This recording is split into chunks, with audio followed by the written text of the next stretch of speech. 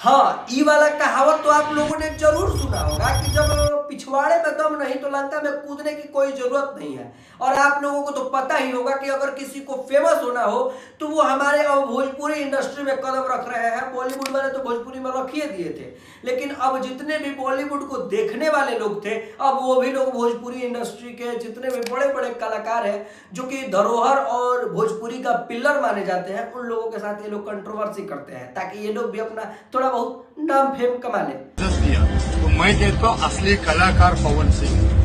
हाँ, ये बाबा खान है। आप लोग तो इसको जानते ही होंगे कि ये पवन सिंह के बारे में कितना भद्दी भद्दी बातें कह रहा था। पवन सिंह को मुंबई नहीं आने देंगे तो पता नहीं क्या क्या क्या। पवन सिंह ना मियाँ भाई को इतना ललकार मत, ये तेरा बहुत हो गया। खैर, इस वीडियो को तो देख के आप लोग भी डर गए हुए थे और आप लोगों के भी पैरों तले जमीन खिसक गया। लेकिन मैटर हुआ ऐसा कि विशाल सिंह इसके बारे में रोस्ट भी किया और विशाल सिंह को ये बोल रहा था कि कहाँ है, तुमको काट देंगे, तुमको चीर देंगे, तुमको फाड़ देंगे और ना जाने कई ऐसी ऐसी बातें कह रहा था। देखो ये विशाल इतना झूठा है, ना ही तो मैंने इसको बुलाया और ना ही तो मैंने इसको कुछ बोला। लेकिन पता है, विशाल सिंह के बगल में बैठ के पवन सिंह का इतना बड़ा बड़ा बखान किया, इतना बड़ा बड़ा बखान किया जिससे साबित हो जाता है। पहले आप इस वीडियो को देख लो।